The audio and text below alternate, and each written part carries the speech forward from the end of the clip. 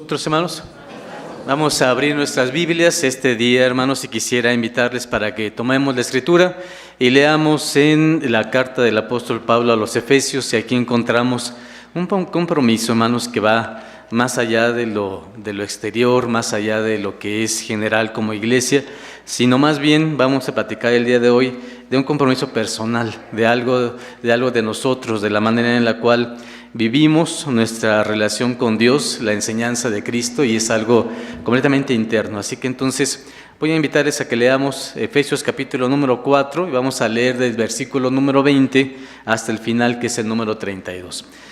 Leamos así, hermanos, dice: Mas vosotros no habéis aprendido hacia Cristo, si empero lo habéis oído y habéis sido por Él enseñados, como la verdad está en Jesús, a que dejéis, cuanto a la pasada manera de vivir, el viejo hombre que está viciado conforme a los deseos de error, y a renovaros en el espíritu de vuestra mente, y vestir el nuevo hombre que es creado conforme a Dios en justicia y en santidad de verdad.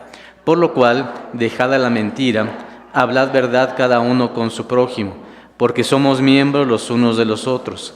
Airaos y no pequéis, no se ponga el sol sobre vuestro enojo, ni deis lugar al diablo. El que hurtaba, no hurte más, antes trabaje, obrando con sus manos lo que es bueno, para que tenga de qué dar al que padeciese necesidad. Ninguna palabra torpe salga de vuestra boca, sino la que sea buena para edificación, para que dé gracia a los oyentes. Y no contristéis al Espíritu Santo de Dios, con el cual estéis sellados para el día de la redención. Toda amargura y enojo e ira y voces y maledicencia sea quitada de vosotros, y toda malicia. Antes sed los unos con los otros benignos, misericordiosos, perdonando los unos a los otros, como también Dios os perdonó en Cristo. Amén. Tomen sus lugares, hermanos, por favor. Este día de sábado nos encontramos con estos versos que hemos escuchado y hemos leído, y que nos hablan acerca de una situación de conducta, una cuestión personal de nuestra relación diaria con nosotros mismos. Y esta parte de los versos, hermanos, si lo leyéramos en los tiempos actuales, nos diría, bueno, estás hablando, hoy le llaman inteligencia emocional, la forma en la que podemos controlar lo que sentimos, lo que vivimos, pero ya está en la Biblia. En la Biblia está desde hace mucho tiempo, y aquí el apóstol Pablo nos habla de conductas. Nos habla, fíjense lo que dice aquí, la cuestión en la cual nos expresamos y decimos las cosas, cómo podemos llegar a mentir, a airarnos, cómo tenemos conductas como el robar, tomar algo que no nos corresponde. Él también dice a la amargura, el enojo, la ira. Todos estos son reacciones que llamamos nosotros emociones, y que las emociones se pueden transformar también ya en una manera, que es un sentimiento. Así que entonces el día de hoy vamos a hablar de esto, una forma en la cual la que hoy se llama inteligencia emocional, pues en realidad, hermanos, ya está desde hace mucho tiempo en las Escrituras. Pero para poder tomar esta parte de la Biblia, quisiera leerles lo siguiente. Tengo una historia, y lo que nos dice es, bueno, si quieres controlar tus emociones, primero quieres hacerte una pregunta. ¿Estás dispuesto a no mentirte? ¿Estás dispuesto a que tú te enfrentes con tu realidad y a que verdaderamente sepas quién eres y cómo eres? La historia dice aquí, dice que una persona va caminando y se encuentra con una tienda, y la tienda se llama la tienda de la verdad. Y entonces dice, ¿cómo es posible? Hay una tienda que se llame así, una tienda donde vendan verdad. Y la historia dice así: el hombre estaba sorprendido, pensó que era un nombre de fantasía, pero no, era una tienda donde vendían verdad. Y entró a la tienda. Perdón, ¿esa es la tienda de la verdad? Sí, señor. ¿Qué tipo de verdad anda buscando? ¿Qué tipo de verdad quiere? ¿Verdad parcial? ¿Verdad relativa? ¿Verdad estadística? ¿Verdad completa? Así que aquí vendían verdad. Nunca se había imaginado que esto era posible. Llegar a un lugar y llevarse la verdad era maravilloso. Verdad completa, dijo el hombre sin dudarlo. Estoy tan cansado de mentiras y falsificaciones. No quiero más generalizaciones, no quiero más justificaciones, no quiero más engaños, no quiero más defraudaciones. Verdad plena, ratificó. Bien, señor, entonces sígame. La señorita acompañó al cliente a otro sector y señalando a un vendedor de rostro muy adusto le dijo: Señor, este lo va a atender. El vendedor se acercó y esperó que el hombre hablara. Vengo a comprar la verdad completa. Pero le dice el Señor: ¿usted sabe el precio? No, ¿cuál es? Contestó rutinariamente. En realidad, él sabía que estaba dispuesto a pagar lo que fuera por encontrar la verdad. Y le responde el vendedor: si usted se la lleva, el precio es que nunca más podrá estar en paz. Un frío recorrió por toda la espalda del hombre. Nunca se había imaginado que el precio fuera tan grande. Gracias, dijo, discúlpeme, y se salió. Se dio vuelta y salió del negocio mirando el piso. Se sintió un poco triste al darse cuenta de que todavía no estaba preparado para su verdad absoluta, de que él mismo todavía necesitaba algunas mentiras donde encontrar descanso, algunas mentiras para encontrar mitos, idealizaciones en los cuales refugiarse, justificaciones para no tener que enfrentarse consigo mismo. Y su pensamiento fue: bueno, quizá más adelante. ¿Qué les parece esta historia? Si nosotros nos encontráramos con esa tienda y nos dijeran: sí, pero la verdad no se trata de los demás, la verdad es ¿con quién? Con uno mismo. Y eso sí sería complicado, hermanos. Yo estoy seguro que sería complejo, porque encontrarse con una verdad absoluta de uno mismo nos enfrentaría a lo que no nos gusta, a lo que no nos gusta que otros nos digan, o que otros nos señalen, o que otros nos indiquen, porque no nos gusta, pero encontrarse ahí ante eso sí cuesta. Y entonces decir: estoy preparado para que tenga la oportunidad de enfrentarme a mi misma forma y decirme a mí mismo: sí, esto es lo que tú eres, así completitito. ¿Qué harían, hermanos? Se me quedaron bien diciendo: ya me quedé ahí en la tienda y no sé qué voy a ver. A lo mejor me compro una verdad imparcial, ¿verdad? Un pedacito nada más. Hermanos, yo creo que sí es complicado. Por eso es importante estos tipos de temas que tenemos aquí, porque se trata de que nosotros crezcamos con lo que somos. Y crecer con lo que somos es: ¿qué tengo y qué me falta? Y la Biblia es un enfrentamiento ante eso. Yo que estoy convencido, hermanos, de que más que con los demás, es un enfrentamiento siempre personal, en el que te dice: bueno, tú, ¿en qué punto estás? ¿Qué necesitas y qué te hace falta? Esta parte de la Escritura de Efesios capítulo 4 dice: mira, tu reto, tu responsabilidad es: deja la pasada manera de vivir. Y decimos: bueno, eso es fácil. Pero ya cuando lo veo en la parte práctica y leo los versículos, dice: pues no es tan sencillo, ¿verdad? Primero, versículo 25. Por lo cual, dejada la mentira, hablad verdad, cada uno ¿con quién? Con su prójimo. Y entonces decimos: pues sí, pero todos los seres humanos mentimos. ¿Saben ustedes cuántas mentiras decimos al día? Hay gente que se ha dedicado incluso a contarlas, ¿verdad? Y dice la cantidad de cosas. A veces no mentimos así con una mentira tajante, sino que es una verdad a medias, o una cuestión entre sí digo y no digo esto, ¿no? Y hermanos, esto está también. ¿Qué dice el 26? Enójate, airaos, pero ¿qué pasa? Pero no peques. ¿Cómo le puedo hacer para esto, verdad? Sí me puedo enojar, pero entonces, ¿qué significa un control emocional? ¿Estamos de acuerdo? ¿Cómo controlo esa situación? ¿Qué más dice? El que hurtaba, no hurte más. No deis lugar al diablo. Ninguna palabra torpe salga de vuestra boca. Tienes que quitar toda amargura. ¿Qué más? Enojo, ira, voces, maledicencia. Y entonces leo esto y digo: caray, sí, es un reto importante. Entonces, el convivir todos los días y que nos pase así. Obviamente, si son pareja, hermanos, en la casa, se van a dar cuenta que es mucho más fácil de detectar, ¿verdad? Si le preguntamos al esposo qué piensa de la esposa, ¿qué creen que nos van a decir, hermanos? ¿Que no pasa esto? Pues sí, ¿verdad, hermanos?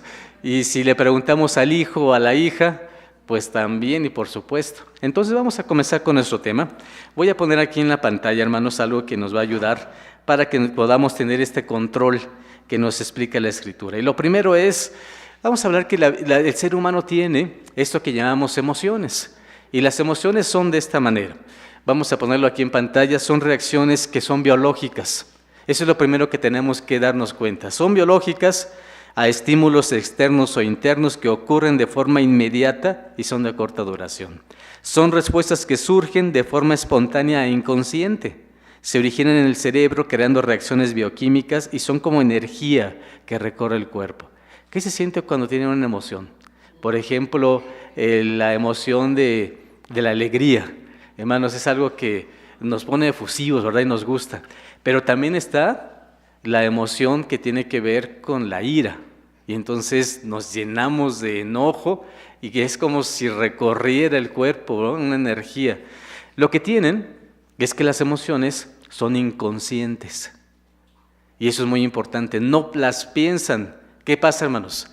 Simplemente pasan, las sentimos, como no hay manera de que nosotros podamos decirle, no, es una emoción y una emoción es inconsciente. Por el otro lado, la siguiente, voy a poner la siguiente diapositiva, cuando la emoción se vuelve consciente, ¿qué creen que se transforma? En un sentimiento. Entonces, son la toma de conciencia de una emoción que conduce a un estado de ánimo determinado y pueden prolongarse durante años. Son experiencias personales, pero conscientes de las emociones. Es la suma entre emoción, pero pensamiento. Así que cuando llega una emoción, no nos asustemos o no queramos controlarlo de inmediato porque la emoción que pasa entonces con ella es inconsciente, aparece. Y entonces por eso dicen que las emociones no son ni malas ni buenas, simplemente te pasan. Pero después viene el que lo razonas. Y entonces digo, bueno, ¿qué voy a hacer con esa emoción para que se vuelva un sentimiento que yo sí quiero, un sentimiento positivo? Y entonces está esa parte. Siguiente diapositiva. ¿Cómo es uno y otro? Ojalá se alcance a ver. Las emociones son respuestas frente a estímulos. Los sentimientos son respuestas a las emociones. Las emociones son inconscientes y los sentimientos conscientes. Poseen una base biológica las emociones, o sea, aparecen sin que queramos. Y en el caso del sentimiento tiene una base psicológica, pero también racional, de enseñanza y aprendizaje. ¿Qué más? Las emociones son universales. Todos sentimos alegría, pero después los sentimientos se pueden comunicar a través del lenguaje y son particulares. ¿Qué pasa? Una emoción todos lo sentimos. Pero después el sentimiento depende de quién, de ustedes, de nosotros. Cada persona lo siente diferente. Una persona puede sentir alegría y transformarla en algo bueno o en algo positivo o negativo, depende de la persona. También las emociones se comunican a través de expresiones corporales. Una persona que en el momento siente alegría o enojo, ¿en dónde se le nota? En la cara inmediatamente, hermanos. No lo puede evitar, la cara se transforma. Pero el que es, hermanos, un sentimiento ya racional es cuando hablamos y decimos cosas, buenas o malas. ¿Qué más? Las emociones son breves y son duraderos los sentimientos. Son muy intensos, las emociones son intensas y los sentimientos son menos intensos. Ejemplos de emociones, fíjense. La alegría, ¿bien? ¿Qué más? La tristeza, la admiración, es algo que en el momento lo sentimos. Pero un sentimiento ya dura en el tiempo y entonces puedo estar con felicidad, a pesar de que no siempre me vaya bien, estoy alegre con la vida. El odio es un sentimiento y el odio, ¿qué pasa con él? Dura durante un buen rato porque es un sentimiento. La gratitud también es un sentimiento, pero también lo es la culpa. Cuando decimos, esto no me gusta y me siento culpable, me dura durante mucho tiempo. Siguiente diapositiva, hermanos. ¿Qué queremos hacer? ¿Qué queremos que pase, hermanos? Que podamos controlar esta situación de las emociones. Y entonces dice, es una forma de inteligencia emocional de interactuar con el mundo que tiene muy en cuenta no la emoción. ¿Por qué creen que no la emoción? Porque la emoción, ¿qué pasa con ella? Es inconsciente. Entonces, como es inconsciente, no la puedo evitar. ¿Pero qué puedo evitar? ¿Qué voy a hacer con esa emoción? Entonces tengo que ver cómo manejo el sentimiento. Tiene que ver con los sentimientos y engloba habilidades tales como el control de los impulsos. Miren qué más dice. La autoconciencia, la motivación, el entusiasmo, la perseverancia, la empatía, la agilidad mental. ¿No se parece esto a lo que vemos en la Biblia? ¿Sí o no, hermanos? ¿Qué nos pide Dios? Que tengamos control de los impulsos, ¿sí o no? Muy bien. Cuando le dijeron a Caín, cuando estaba por matar a Abel, Dios le dice, oye, ¿estás seguro? Le dice Dios, el pecado está a la puerta, ¿qué vas a hacer? Se lo pone enfrente, hermanos, y entonces le estoy invitando Dios a Caín a que él se controlara, pero él dice, entonces por eso es el control de los impulsos, la autoconciencia, la motivación, todas esas son necesarias en la vida. Siguiente parte. Ellas configuran rasgos de carácter como la autodisciplina, la compasión o el altruismo que resultan indispensables para una buena y creativa adaptación social. Así que es bueno. El tener inteligencia emocional nos ayuda a decir, la Biblia me enseña cómo puedo ser mejor y controlar lo que me pasa. ¿Para qué? Para que me lleve mejor con Dios, con mi familia, con mis semejantes, con la iglesia, y entonces es importante saber cómo lo debo de hacer. Siguiente diapositiva. Reconocer y entender nuestras emociones es fundamental para el bienestar emocional y mental. Las emociones actúan como señales que nos informan sobre nuestras necesidades, nuestros deseos, nuestros límites. Al identificar nuestras emociones, podemos tomar decisiones más informadas y responder de manera adecuada a diferentes situaciones. Si yo sé que cuando pasa algo me enojo muy rápido, entonces, ¿qué debo de hacer, hermanos? Dijeron, bueno, ¿qué pasaría, hermanos? Si soy una persona que la emoción llega y el enojo es rapidísimo, inmediatamente me enojo. Cualquier cosa que pasa, me prendo rápido. ¿Qué tendría que hacer? Hay que darme cuenta cómo le debo de hacer, porque la emoción siempre va a venir, siempre. Pero si no la razono, entonces voy a contestar, lo voy a volver un sentimiento y lo voy a contestar de mala manera. Y cuando contesto de mala manera a alguien, ¿cuál es la reacción de esa persona? ¿Cómo me va a contestar? Pues mal. Y cuando me responde mal, entonces mi reacción ¿cuál va a ser? Pues peor, y ahí se vuelve ese círculo, ¿verdad?, de respuestas. Siguiente diapositiva. El conocimiento de uno mismo, ese es el primer punto. Vamos entonces a comenzar a ver qué cosa vamos a hacer para que tengamos control. Y el primer punto que vamos a realizar es el siguiente. Vamos a dejar la diapositiva primero y vamos a ver que la Biblia o Dios nos dice si es posible que lo controles. Miren, Deuteronomio, mi hermano, mientras tanto que buscamos el texto. ¿Qué opina? Sí, hermano, yo lo escucho esto y me suena como el autocontrol, me suena como el reconocimiento de estas emociones y sentimientos, me suena como a madurez. Sí, exactamente, eso es madurez. Que tengamos madurez para poder conocer y poder responder. Sí. En al instante a lo que se nos da. Exactamente. Y esa madurez también es espiritual, es de Dios. Entre más tengo a Dios, más aprendo a poder controlar esa emoción y responder y tomarme mi tiempo para decir, mejor me espero unos segunditos. ¿Saben ustedes que Proverbios dice, cuando tienes algo que te agrede y lo respondes de inmediato, no te da tiempo y lo que te responde es la emoción?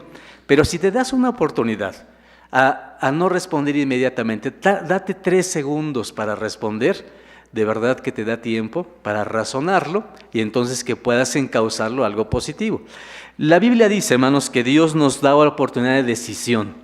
¿Qué significa? La inteligencia emocional significa Dios te da las herramientas, tú debes decidir. Por ejemplo, Deuteronomio capítulo número 30 nos dice de la siguiente manera. Abran sus Biblias, hermanos, y vean cómo Dios nos da la oportunidad de decir, sí, aquí está, tú lo puedes tomar, está en tus manos hacerlo. Capítulo número 30 de Deuteronomio nos dice de la siguiente manera. ¿Estamos ahí, hermanos? Dice versículo 19. A los cielos y a la tierra llamo por testigos hoy contra vosotros, que os he puesto delante, ¿qué cosa, hermanos? La vida y la muerte. ¿Qué más? La bendición y la maldición. ¿Qué nos enseña él? ¿Qué nos dice? Escoge pues la vida, porque vivas tú y tu simiente. Pero desde el principio Dios dice, mira, la inteligencia te la di. Quien va a decidir, ¿quién es? Eres tú. En ocasiones he escuchado que dicen, no, es que Dios decide todo. Y no es así, sino que Dios nos da la herramienta. ¿Y quién debe decidir? El ser humano, para bien o para mal. Y aquí lo dice la Biblia, mira, te he puesto delante la vida. ¿Qué más? La muerte, la bendición o la maldición. ¿Quién va a decidir? Pero yo te pido que decidas correctamente, es la orientación de Dios. Versículo número 20, que ames a Jehová tu Dios, que oigas su voz, que te allegues a Él, porque Él es tu vida y la longitud de tus días, a fin de que habites sobre la tierra que juró Jehová a tus padres, a Abraham, Isaac y Jacob, que les había de dar. ¿Qué dice entonces el versículo? Te toca a ti decidir. Y Dios lo ha dicho a todos. Se lo dijo a Abraham, ¿o no es así, hermanos? ¿Qué le dijo? Mira, salte, pero tú decide qué vas a hacer aquí estando en este lugar. Se lo dijo a Moisés, se lo dijo al sucesor de Moisés. ¿Quién fue el sucesor? Josué. Vean lo que dice, den vuelta a nuestras páginas y llegamos rápidamente a Josué y vean cómo Dios le dice, mira, aquí yo te digo qué te conviene, pero la decisión es cómo lo quieres hacer tú. Capítulo 1 de Josué, versículo número 6. ¿Estamos ahí? Dios le dice, esfuérzate y ¿qué más? Sé valiente. Entonces la decisión Dios se la dirige a él y le dice, a ver, Josué, tú eres el líder. Tú debes de tomar, ¿qué vas a tomar de decisión? Yo lo que te digo está en tus manos. ¿Qué puedo más decirte? Es como un padre, ¿a quién, hermanos? A un hijo. ¿Podemos obligar a un hijo? Aunque queramos. Lo obligamos cuando es niño. Pero cuando cumple 18 años, hermanos, ¿qué nos dice? ¿Qué le dijeron ustedes a sus papás cuando tenían 18 años, hermanos? O menos, ¿verdad? Desde los 15. O mi hermano Carlos, desde los 12, ¿no, hermano? Dice, no, yo ya a los 12 le decía a mi papá, ¿sabes qué, papá? Pues ahí me dices luego, ¿no? ¿Qué dice Dios? Está en tus manos, esfuérzate, está a ti, sé valiente. ¿Qué más le dice?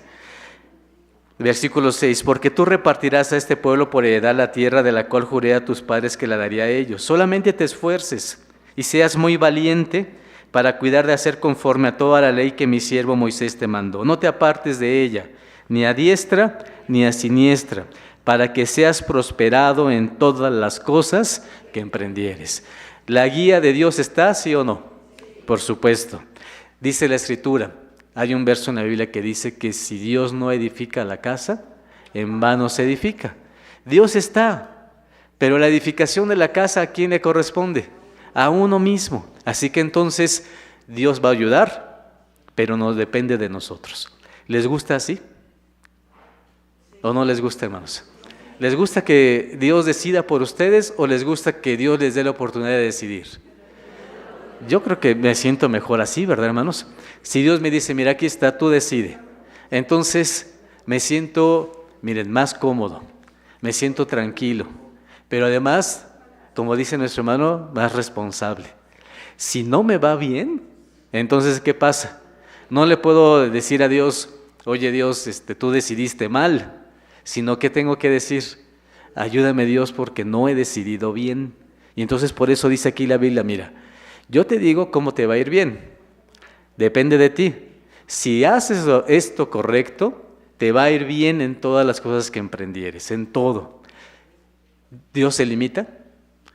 ¿Se refiere al trabajo? ¿Sí o no? Por supuesto. ¿Se refiere a un emprendimiento? ¿Se refiere a la casa? ¿Se refiere a la familia? Se refiere a todos los aspectos. Y entonces dice, está en tus manos. Cuando tomo esta responsabilidad, y entonces le agradezco a Dios y le digo, qué bueno, me das la oportunidad de decidir. Ahora el problema es, ¿cómo le voy a hacer? ¿No, hermanos? Porque miren, los que somos papás, ¿es fácil ser papá? No, ¿verdad? Decimos, tenemos nuestro hijo o nuestra hija. Cuando es adolescente, le gritamos, ¿y qué ocurre? Nos gritan más, ¿verdad, hermanos? Es adolescente y si le gritamos, le va a hacer peor, hermanos. Tenemos un hijo adolescente. ¿Cómo es bonito tener a los hijos cuando son pequeñitos? Veo a los niños, hermanos, de 6, 7 años, nos abrazan, somos, hermanos, para ellos algo muy bonito. Pero van creciendo y llega el momento en que tienen 12 años, como nuestro hermano Carlos decíamos, ¿verdad? Y entonces, ¿qué pasa? Nuestro papá nos regaña y no nos gusta eso, ¿verdad? Por supuesto que vamos a repelar y vamos a decir, no, estoy de acuerdo así. Más vamos creciendo y nos volvemos más intransigentes, menos tolerantes, nos disgusta más que nos digan algo. Hermanos, y esto nos pasa y nos pasó cuando fuimos jóvenes y adolescentes. Nuestros hijos, casi como un ciclo, ¿verdad? Lo repiten con nosotros y nos pasa también. Y nos damos cuenta lo difícil que es. Por eso, hermanos, la Escritura dice, bueno, aquí está, es tu responsabilidad. La tomamos y es cuando digo, bueno, ¿y ahora cómo le hago? ¿Cómo le hago para controlarme a mí como persona? Y más aún si tengo un hijo o una hija, ¿cómo le hago para controlar y enseñarle? Porque algunos de veras decían, bueno, me gustaría tener un hijo o una hija. Yo les diría, ¿no saben en qué se meten, verdad? Porque de verdad, hermanos, no es nada sencillo. Tiene su gran problema y cuando son chiquitos son todo un amor. Pero después se vuelve compleja la relación. Y entonces uno dice, bueno, ¿cómo le voy a hacer? Dichosos los padres que los hijos comienzan a tener una vida más ordenada, ¿verdad? Pero siempre hay estas complejidades. Y entonces, aquí el primer punto a resolver es, bueno, ya me lo dio Dios, lo tengo en mi mano, ¿qué hago? Y entonces, eso en la Biblia, hermanos, tiene una forma. En la forma actual, le llamamos sé inteligente, resuélvelo. Si no le pones inteligencia, entonces no lo vas a resolver. Necesitas ponerle inteligencia a eso. La gente de hoy le llama inteligencia emocional y la Biblia le llama madurez espiritual. Y es lo mismo. Vean un ejemplo. Entonces ahora sí ponemos en la pantalla. ¿Cuál es lo primero que deberíamos de hacer? El primer paso para tener inteligencia emocional es conocernos. ¿Cómo somos? Autoconocimiento. El conocimiento de uno mismo constituye la piedra angular de la inteligencia emocional. La capacidad de seguir momento a momento nuestros sentimientos resulta crucial para el desarrollo psicológico y la comprensión de uno mismo. Las personas que tienen una mayor certeza de sus emociones suelen dirigir mejor sus vidas. Así que, hermanos, el primer punto, ¿cuál es? ¿Cómo eres? Ser honesto y claro y verdadero y decir, sí es cierto, así soy. Bueno, la siguiente pregunta es, ¿qué vas a hacer con eso? Porque puede ser que diga, bueno, así soy, y pues que me quiera si me quieren, que me quieran como soy. ¿Creen que sea bueno eso, hermanos? Debe haber un cambio, si no, hermanos, no tiene sentido, ¿verdad? Es el autoconocimiento. Y la Biblia sí dice que es bueno conocerse. Vean lo que está, un ejemplo nada más. Hay muchos textos, pero vean este. Primer libro de los Reyes, capítulo número 8. Vean lo que dice la Escritura, hermanos, y nos va a decir que sí hay manera. El ser humano sabe cómo es, todos nosotros. A lo mejor el hermano que está a un lado no lo conoce, pero nosotros sí. Vean lo que dice primer libro de los Reyes, capítulo número 8, versículo número 38. ¿Estamos ahí? Dice el versículo 38. Toda oración y toda súplica que hiciere cualquier hombre, o todo tu pueblo Israel, cuando cualquiera sintiere, ¿qué cosa, hermanos? La plaga de su corazón. Bueno, ya leemos el verso. ¿Qué es eso? Cuando decía este hombre que dedicaba el templo, mira, yo quiero llegar a Dios y sentarme, o quiero llegar y ponerme de rodillas y orar a Dios. Bueno, dice Salomón, no importa, cualquier ser humano, el pueblo de Israel o cualquier ser humano que venga aquí a este templo, ¿qué va a sentir? Lo que hay en su corazón. Le llama plaga. Cuando dice esa expresión, ¿a qué se refiere? Lo malo que yo tengo. Yo me conozco y sé cuáles son mis emociones y sé cómo me está pasando. Y dice el verso, voy a leer. Cuando cualquiera sintiere la plaga de su corazón y extendiere sus manos a esta casa, tú irás en los cielos, en la habitación de tu morada. ¿Qué pasará? Y perdonarás, ¿qué más? Y obrarás, ¿y qué más? Y darás a cada uno conforme a sus caminos, cuyo corazón, ¿qué pasa? Tú conoces, porque solo tú conoces el corazón de todos los hijos de los hombres. Así que entonces este verso dice, ¿sabes qué? Hay solamente dos personas que conocen qué pasa en ti. ¿Quiénes son? Ni tu esposo, ni tu esposa, ni tu familiar. El que sí conoce lo que pasa en tu corazón, ¿quién es? Dios. ¿Y quién más? Tú. Y tú cuando llegas al templo sabes exactamente lo que te pasa, lo que tienes. No hay manera, tú lo sabes y lo sabe Dios. ¿Qué te pide? Que cuando llegues y te pongas de rodillas, le digas verdaderamente a Dios lo que sientes, para que entonces Él pueda actuar, porque Él sí sabe también lo que te está ocurriendo en tu corazón. Entonces la primera etapa, ¿cuál es? Sé sincero contigo, sé honesto contigo y entonces conócete. Si te dices engaños y te dices que estás bien y no estás bien, ¿qué está ocurriendo? Que entonces no te va a funcionar. Puedes estar muchos años así, pero nunca vas a cambiar eso porque no te estás dando cuenta que eso necesitas cambiarlo. Entonces el primer paso, ¿cómo dijimos que es? Tienes que conocerte, autoconocerte. Segundo punto, hermanos, vamos a leerlo aquí en la pantalla. Se llama autorregulación y ese es el difícil. Ya sé que soy y ahora viene, ¿y cómo le hago? Me debo controlar. Miren, la conciencia de uno mismo. No es ahora otra situación de, bueno, ya me sé que soy. No, ahora es, ¿qué vas a hacer? ¿Ya sabes cómo eres? ¿Y ahora? Dice, la conciencia de uno mismo es una habilidad básica que nos permite controlar nuestros sentimientos y adecuarlos al momento. Las personas que carecen de esta habilidad tienen que batallar constantemente con las tensiones desagradables, mientras que por el contrario, quienes destacan en el ejercicio de esta capacidad se recuperan mucho más rápidamente de los reveses y contratiempos de la vida. ¿Qué ocurre? Me voy a regular. Si tengo una emoción que se transforma en sentimiento y no lo estoy regulando, me va a causar problemas, ¿sí o no, hermanos? Si yo me peleo con toda la gente, ¿qué va a pasar? Me va a ocurrir en algún momento que alguna de esas personas con las que yo me peleo constantemente me abandone, si es mi pareja. ¿Qué más? Ya se quedaron pensando, se enoje conmigo, ya no me hable. O si es una persona del mundo, hermanos, y que estamos en constante pleito, esa persona en algún momento puede enojarse tanto que, hermano, nos puede herir, ¿o no es así? ¿Cuánto pasa en el mundo? Muchísimo, ¿no? Tiene tanto que dice, me voy a vengar de este, y hermanos van y buscan la manera entonces de atacar a aquella persona. Puede ocurrir desde algo muy pequeño hasta algo muy grande. Y entonces es mi relación, mi autorregulación. Mi punto es, me tengo que regular porque ya sé qué me pasa. Sé que cada vez que tengo una persona cerca de mí, si no me regulo, la voy a alejar. Y en lugar de que esté conmigo, ¿qué pasa? Me deja. Puede ser mi pareja, puede ser mi hijo, puede ser mi hija, puede ser mi primo, mi tío, mi tía. ¿Sí o no, hermanos? Puede ser el hermano de la iglesia que es mi amistad aquí. La quiero o lo quiero, pero no me autorregulo y lo ofendo o la ofendo cuando platicamos. ¿Y qué va a ocurrir? Poco a poquito se va alejando de mí y entonces no me di mis palabras, no fui prudente, no fui sensato.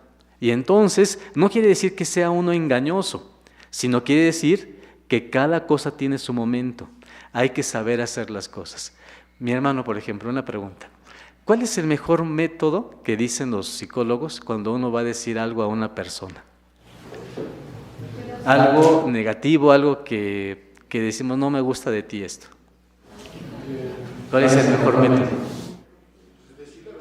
Decir la verdad, pero así como va, hermanos, no, ¿verdad? Sin ser mentiroso, ¿verdad? En pláticas anteriores decía que había que dirigirnos a las personas amablemente. Amablemente. Nos cuesta trabajo, ¿sí o no, hermanos? De verdad es una lucha. ¿Cómo le digo algo a alguien que no estoy de acuerdo y lo debo decir amablemente? Encima de todo me piden que haga eso. Bueno, pero sí es necesario. Miren que un método funciona. Obviamente no lo ponemos todos en práctica, pero primero una vez me dijeron, mira, es como si hicieras una hamburguesita. ¿Se acuerdan, hermanos? Pon primero pan, luego pones carne y luego otra vez un pan. ¿Qué se refiere a eso, hermanos? Primero di algo bonito, que no lo hagas sentir mal. Después ya le dices lo que le tienes que decir, pero amablemente. Y luego después, ¿qué pasa? No lo dejes así. Ponle otro pedacito de pan. ¿Qué significa? Pues vuelve a ser amable. Y entonces, cuando lo haces así, algo muy importante, hermanos. Tenemos que decir por qué no me gusta a mí. No es etiquetar a la persona. Eso es lo que más enoja. Y nos pasa a todos. Oye, es que tú eres grosero. Es que tú eres impertinente, es que tú eres maleducado. Y entonces le decimos, tú eres. Y cuando decimos eso, el otro se pone así como le dijimos, ¿verdad? Entonces, ¿por qué? Porque piensa, oye, a ver, sí, no lo dije bien esta vez, pero no significa que todo en la vida soy de esa manera. Y entonces se ofende. Pero si uno dice, mira, esto que dijiste me ofende a mí porque me siento así y así, es mucho más fácil. Porque estoy hablando de mi forma, de lo que yo siento, de lo que a mí me hace mal. Y entonces esa persona lo puede entender mejor. A ver, pregunto, mi hermana Almira, ¿es fácil? ¿Es fácil o no, hermanos? Cuando estamos nosotros nos gustaría que así nos hicieran, ¿sí o no? Por supuesto decimos, a ver, dime qué te afecta, pero dime a ti, ¿cómo te sientes? Pero cuando se trata de que nosotros lo hagamos, ahí es donde viene el problema. Entonces, por eso, ¿cómo se llama esta parte? Se llama ¿qué, hermanos? Autorregulación. ¿Cree que en la Biblia existen textos que nos enseñen a esto?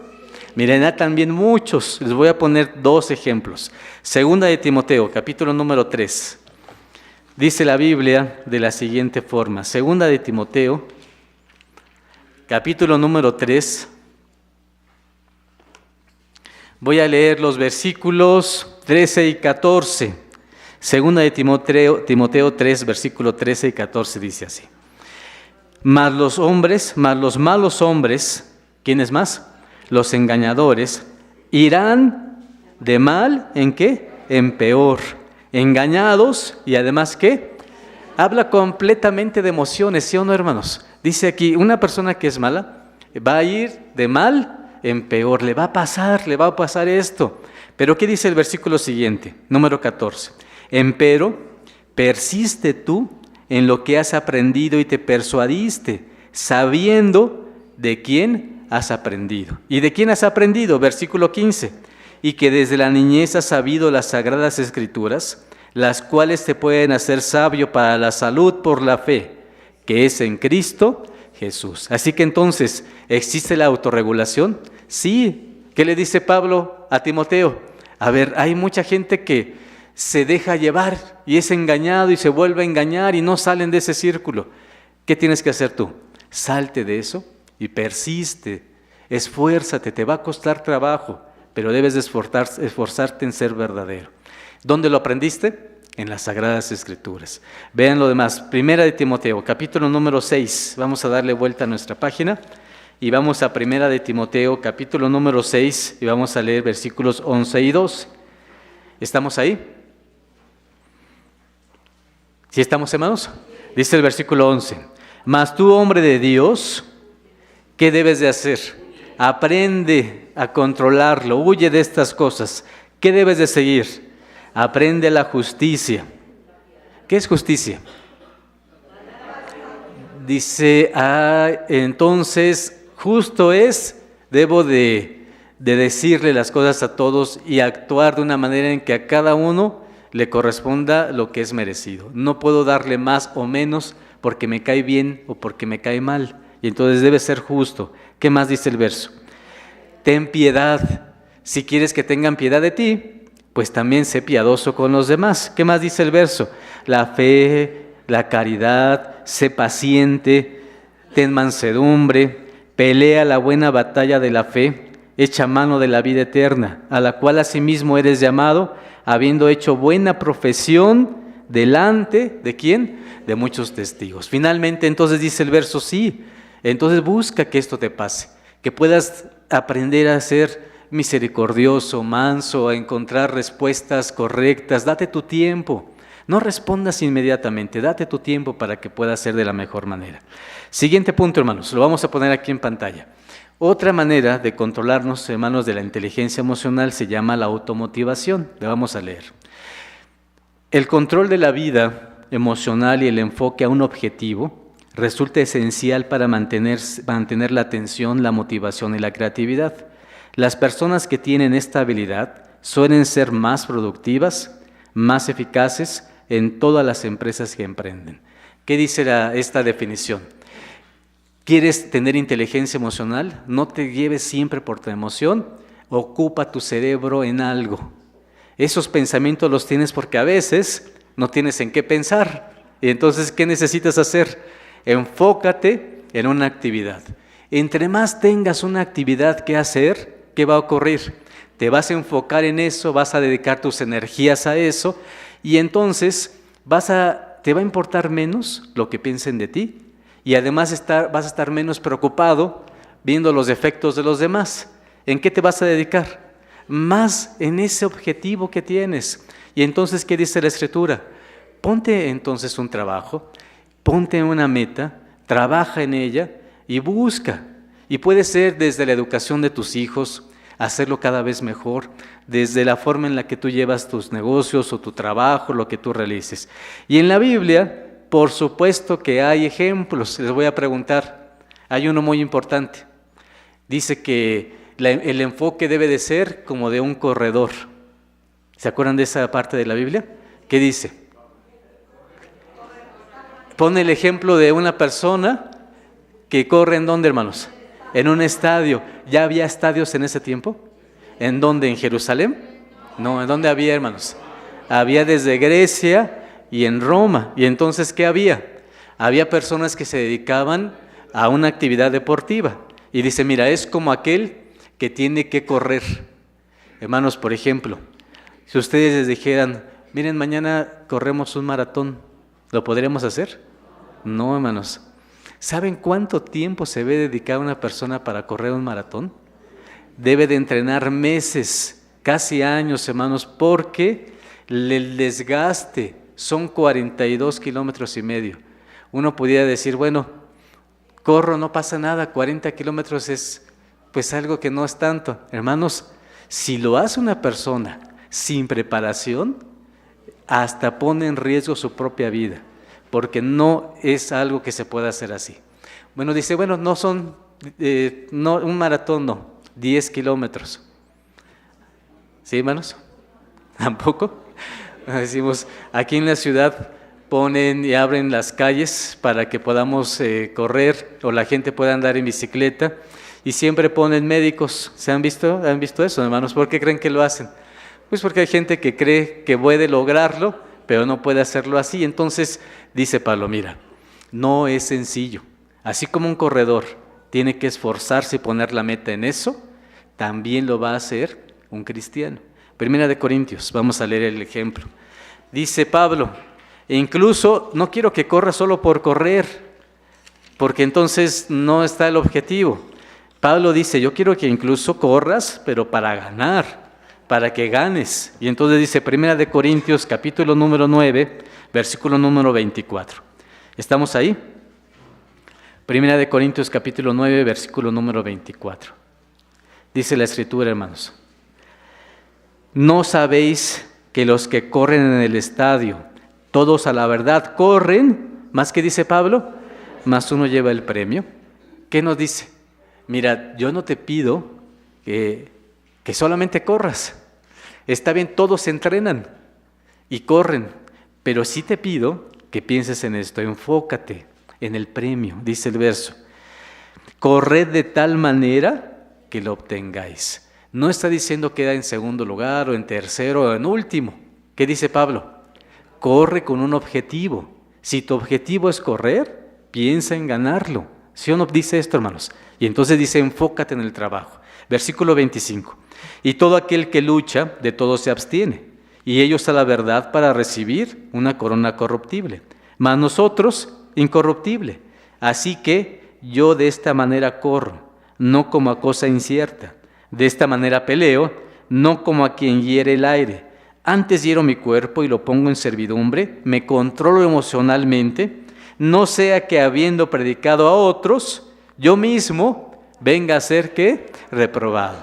¿Qué dice Pablo? Tengo que controlarlo entonces. Tengo que controlar cómo actúo, cómo decido, cómo hablo, porque tengo en riesgo incluso el que yo mismo vaya a ser reprobado. ¿Y qué es la enseñanza de Pablo? Dice, ¿cómo lo logro? Para que yo me pueda hacer esto tengo que tener un objetivo. Y si me pongo un objetivo, voy a luchar por él y me va a ayudar a que controle también mis emociones. Último punto, hermanos. La empatía y las habilidades sociales. Dice aquí en pantalla, este último punto de autointeligencia. Otra capacidad que se asienta en la capacidad emocional de uno mismo constituye la habilidad para relacionarnos adecuadamente con las emociones de otros, con las emociones ajenas. Y entonces aquí lo que decimos es, ya sobraron 3 puntos para mí mismo. El cuarto es cómo reacciono ante las emociones de ¿quiénes? De los demás. A ver, hermanos, los que tienen pareja o están casados, ¿está difícil eso? ¿Sí o no, hermanos? Sí, manita, por favor. Estaba yo pensando en las emociones, que por ejemplo yo quiero trabajar en mis emociones que yo siento por comodidad mía, porque es muy molesto y muy incómodo tener una emoción hacia una persona o una actitud de una persona que realmente aquí le hace daños a uno. Entonces, a lo que yo me refiero, sí es difícil con la pareja, pero ya la controlé como usted comentaba, ¿no? De pensarlo, razonarlo y no hacer problema. Pero interiormente se tiene que trabajar con uno mismo para que esa emoción no nos cause incomodidad. Sí, exactamente. Miren que nos ayuda mucho y nos sirve, porque las emociones que reprimimos nos enferman. Ha habido incluso estudios en los que dicen, una emoción que estoy enojado todo el tiempo y me vuelvo a enojar y me vuelvo a enojar, hasta nos puede provocar cáncer. ¿Se han escuchado de eso, no, hermanos? Y entonces vean hasta qué punto. Mi hermano Mauro iba a comentar algo.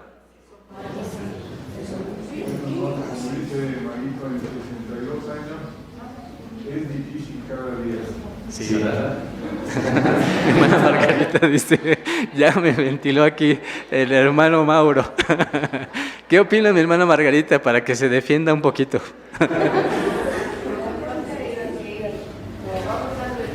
Sí.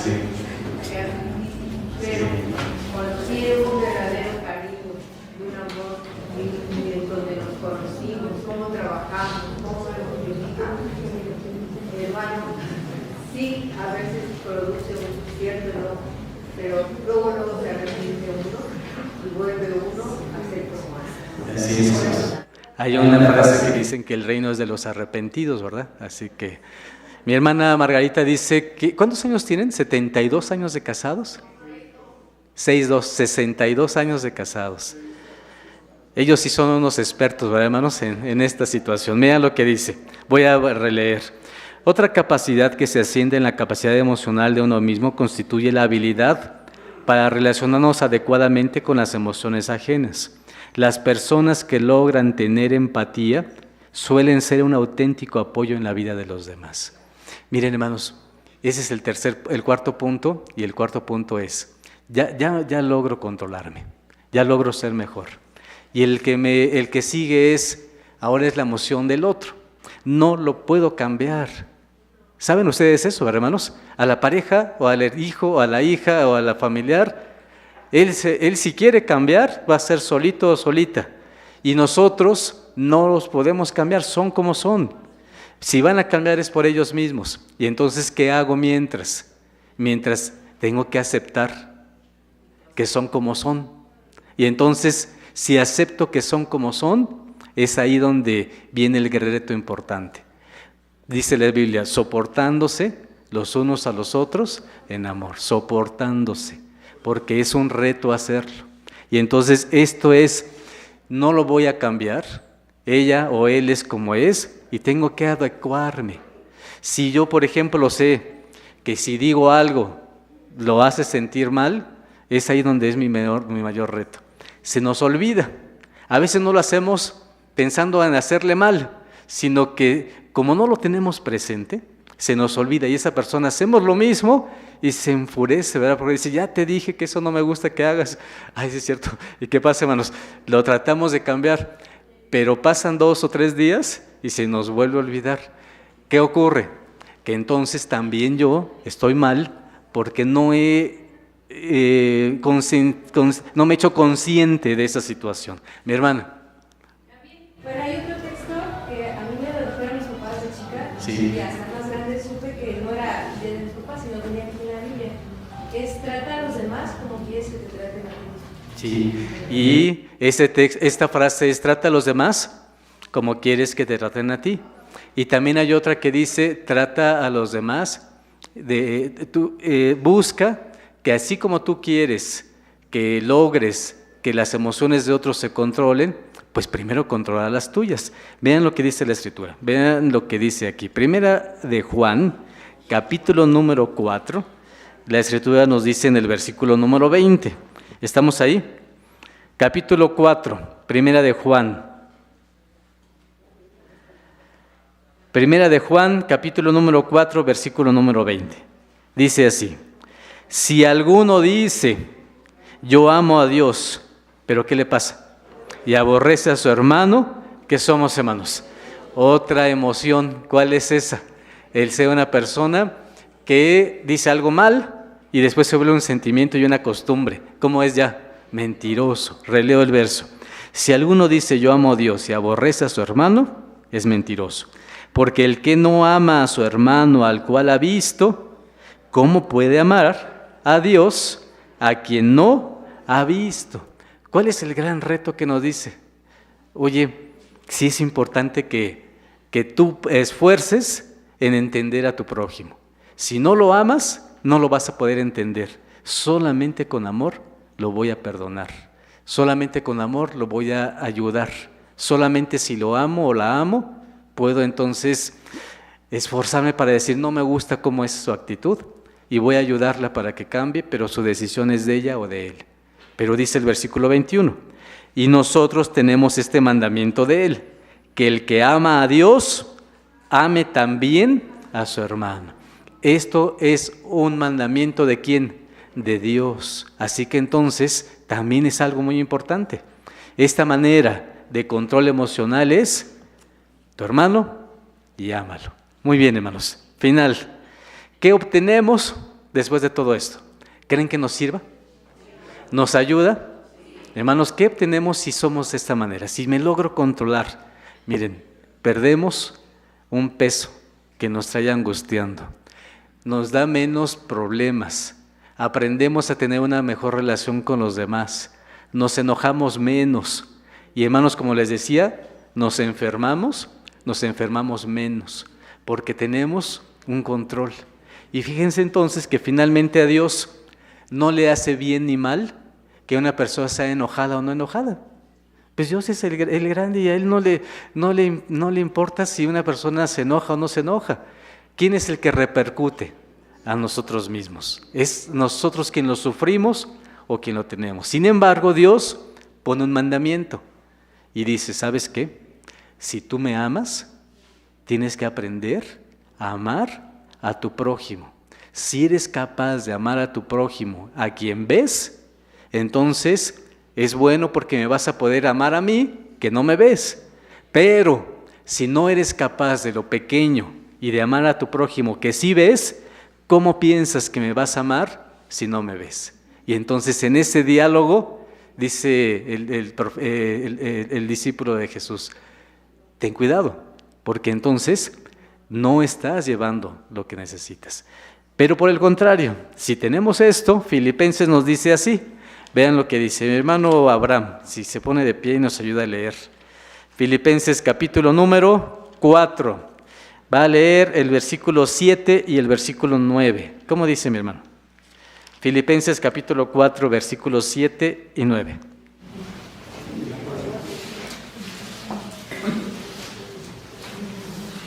Filipenses 4, 4, 7. y 9. Sí, 7 y 9. Dice así. Y la paz de Dios, que sobrepuja todo entendimiento, guardará vuestros corazones y vuestro entendimiento en Cristo Jesús. 9. Sí. Lo que aprendisteis y recibisteis y oísteis y visteis en mí, esto haced, y el Dios de paz será con vosotros. Muy bien, hermanos. ¿Qué ganamos? ¿Qué ganamos? Paz. Miren, hermanos, entonces, sí nos gusta vivir en paz. Sí queremos tener una vida en la cual estoy en la casa y me siento con tranquilidad. Estoy en la iglesia y me siento con tranquilidad, con paz espiritual. No solamente una paz de que no haya ruido, sino una paz que me da armonía, que me siento feliz, que me siento tranquilo, que me siento con Dios. Y entonces el punto es, si logro controlar mis emociones, tengo control emocional, en la casa va a haber menos discusiones, ¿o no es así? Comprendo y soy comprendido. De esta manera entonces hay menos discusiones, menos enojos, menos disgustos. Y cuando hay menos disgustos, hay más paz. Y cuando se vive en paz, hermanos, qué alegría es llegar a casa tranquilamente y, hermanos, no discutir, sino poder entablar una situación de diálogo y de sentirnos en la forma en la que decimos, qué bien disfruté este día, y no solo este, sino el siguiente y el siguiente. Mi hermana levantó su mano. Iba a comentar a mi hermana. Sí. ¿No ves que también el Salomón dice que cuando uno se ayuda, uno se cae, lo levanta y dice, porque cordón de 3 dobleces no se Sí. O sea, si uno se cariña o ayuda o tiene esa mentalidad, y es un cordón de 3 dobleces que no es fácil. Exactamente. Dice la Escritura, cordón de 3 dobleces no se rompe fácilmente. ¿Qué significa? Que si nosotros hacemos un cordón nada más, se puede romper. Y eso es la parte tradicional, lo que todo el mundo hace y por eso se rompe. Pero ¿qué dice la Biblia? No le pongas un amarre. ¿Cuántos debes de ponerle? 2 o 3. Y cuando le pones 3 amarres, entonces es como simbólicamente decir, mira, tú pones uno, la otra persona pone otro, ¿y quién pone el tercero? Dios. Y hermanos, vean lo que dice, con eso terminamos. Primer libro de Samuel, capítulo número 25, dice el versículo, hermanos, voy a leer con ustedes el versículo 6 y con eso terminamos. Y nos gustaría que esto hubiera en la casa, en sus casas, en nuestros hogares, en la iglesia, en todas nuestras reuniones donde estamos, podamos tener una relación de control personal y de control con los demás. Y que nos pase esto, vean lo que dice. Primer libro de Samuel 25, ¿estamos ahí? Versículo número 6, vean qué bonito verso, dice así. Que vivas.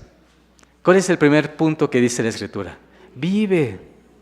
Qué alegría es que esa emoción se transforme. ¿En qué se transforma la emoción, la alegría? Cuando se vuelve sentimiento, ¿cómo se le llama? Se le llama felicidad. Y entonces uno está alegre, pero la alegría es momentánea. Es algo que ocurre y se me va. Pero cuando la alegría permanece, ¿cómo se le llama? Vivo feliz. Y entonces dice que vivas, que sea paz. ¿A quién? A ti, el primero. ¿Qué más? Paz a tu familia. ¿Y qué más? Y paz a todo cuanto tienes. No se refiere solamente a la parte de relación personal, sino incluso a paz a las cosas que tenemos. Paz en la casa, en el negocio, en los emprendimientos, en las situaciones que tenemos. Hermanos, qué felicidad nos las da nuestro Dios. Qué manera de decir, mira, sé una mejor persona, controla lo que sientes, te ayuda a ti. te ayuda como persona, te ayuda a ser mejor y sobre todo, eres mejor hijo de Dios. Dios los bendiga grandemente, hermanos. Paz a vosotros.